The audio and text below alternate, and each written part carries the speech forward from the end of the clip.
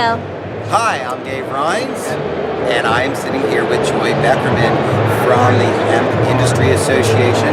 Joy, how are you? Fairly well today. Thank you for coming to the Oregon Hemp Convention. MJBA, you're everywhere. Well, you're everywhere that I go, and congratulations. We just published an article today that Bailey Hirschberg did about your efforts to legalize industrial hemp, not only nationally, but here in Oregon, here in Washington. Tell us a little bit about what's going on. Thank with you. 5052, is that it? Very close. Good, you're good. 1552 and 5012. 501. But the good news is they became the same bill. So whether our Senate bill passes or whether our House bill passes, they're identical in form now, and that's a new development. Okay. So what will we see as a result of this? So if it passes in its current form, and we hope it does, this deschedulizes industrial hemp, so that will no longer be in our State Controlled Substances Act.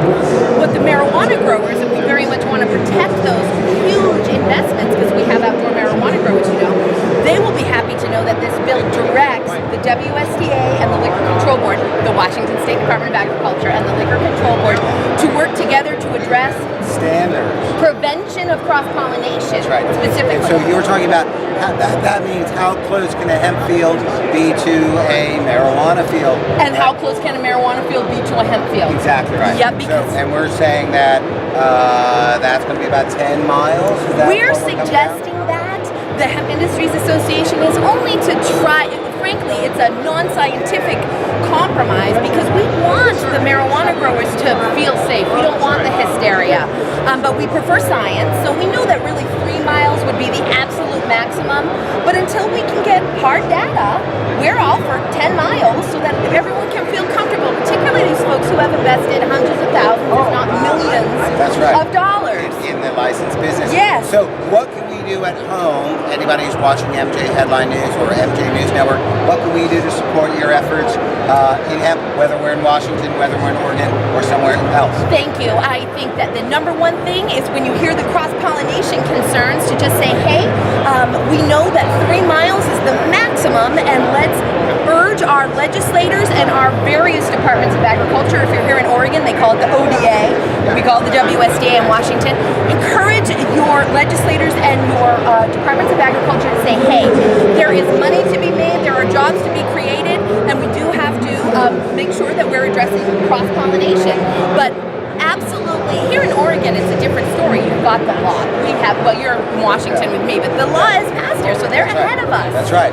So now they've already planted, and those are educational hemp crops? Not here in Washington and Oregon. They haven't planted yet. They have not yet. They will put their first seeds in the ground probably this spring. It will be for research.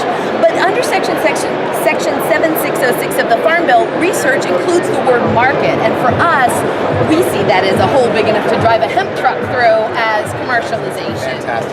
So, yeah, federal level is important. So the last question is Hemp History Week. What is it? When is it? Thank you, sir. 6th Annual Hemp History Week, amazing national grassroots effort where the first week of June of every year, so this week it'll be June 1 through 7, we celebrate the Hemp Industries Association in conjunction with all of our strategic partners. We celebrate and with Vote Hemp history by having these events in your retail stores, your libraries, and in the community all over the country for a full week, and we're having tons of them for Hemp History Week actually in June, and maybe the MJBA wants to do something with me. We love hemp. And we love the MJBA. And the last thing is, you're also a supporter of Normal. Hugely, both of us. Yes. So shout out to Normal. Thank you, Joy. Thank you, everyone. Thank you, MJBA. Yeah. Fantastic. Love you. Bye. Peace.